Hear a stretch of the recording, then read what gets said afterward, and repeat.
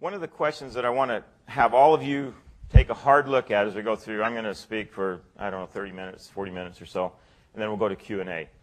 I'd like you to take a hard look at this question of the importance of copyrights.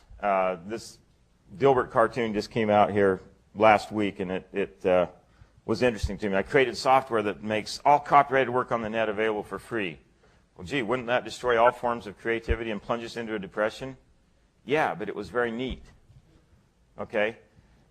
I think some of the elements that we're dealing with here are along those lines. So I'd like to start off by talking about this whole issue around intellectual property and what's going on there. If you look at some of the statistics, what you see is that copyrighted works are a big driver for the industry. Look at the GDP numbers there, $500 billion, significant workers involved with that, and export and sales of those products are also significant.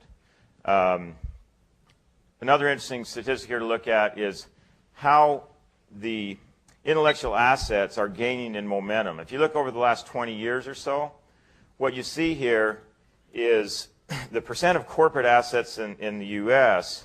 that were physical are shrinking.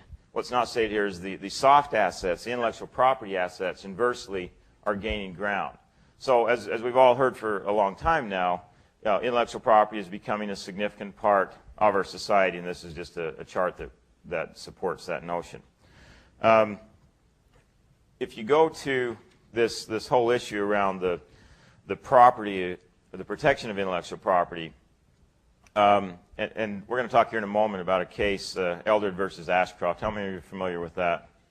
Okay, obviously, it's a big deal here in the last year. But the setup for that case is this constitutional power that's granted to Congress. They shall have the power to promote the progress of science and useful arts by securing limited times for authors and inventors the exclusive right to the respective writings and discoveries. This progress of science, promoting the progress of science, really becomes the key turning point in Eldred v. Ashcroft. But some of the underlying points to this, it really justifies the initial investment in intellectual property based on a return of future investment. The ability to license your work and see that as an investment, it ensures value not only for you, but also the customers that you may be licensing that to. So as we get into this, then one of the things that we see in this digital age that we live in that is just over the last 5 years, I would say, really accelerating, is the question of how you deal with digital works that are easily available. Okay?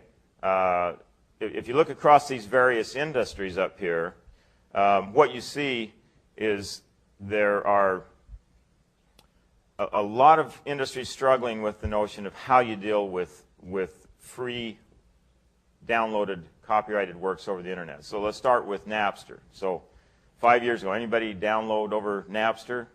I'm not with the RIAA. Feel free to raise your hand. We won't put the camera on you. Okay?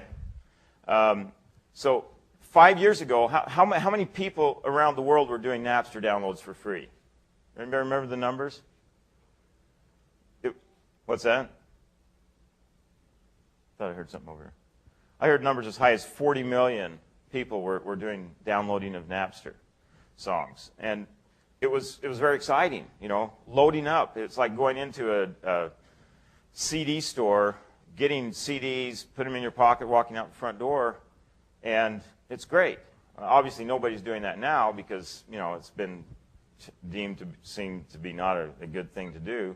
So now you have, what do you have out there now? You've got iTunes, you've got Napster for pay. So you have all of these music sites that are now out there not for free. You have the video industry that's out there. We sat through a presentation that one of the leaders out of Hollywood talked about. We cannot compete with a free model. Okay? These films were out there. They were being pirated, bootlegged, and spread around the world for basically viewing before they even showed up in the theaters.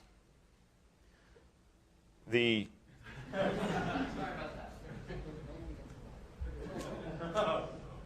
as long as you're not sending any messages. I just want to make sure there's no coordination there.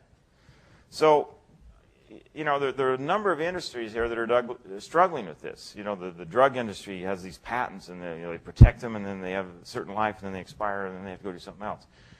There's this underlying question going forward of how big of a role are these free models going to work in protectable industries.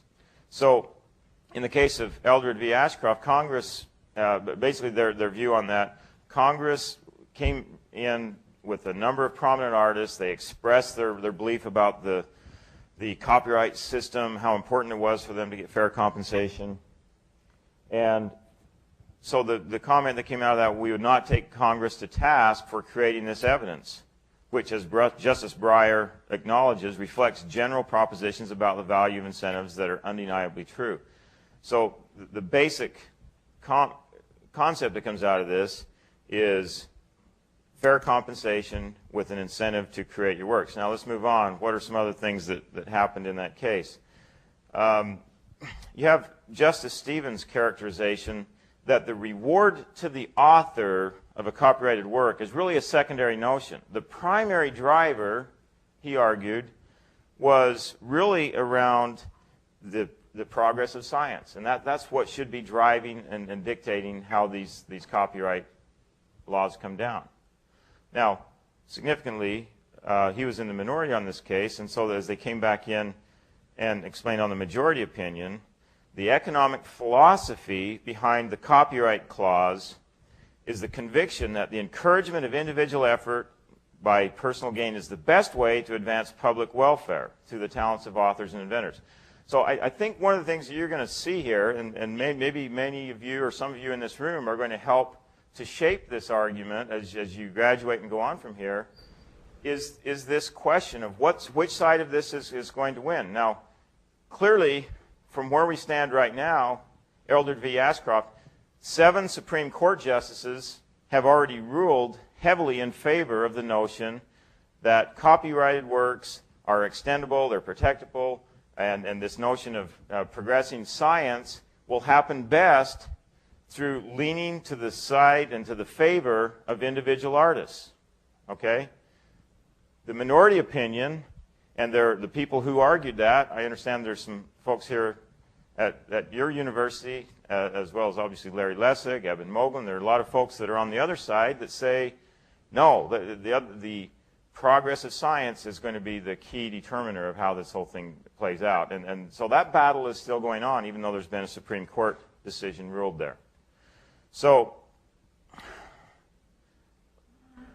the intro part here then is basically a few slides establishing the basis for how important this intellectual property is, and that there are some big arguments that are still on the table.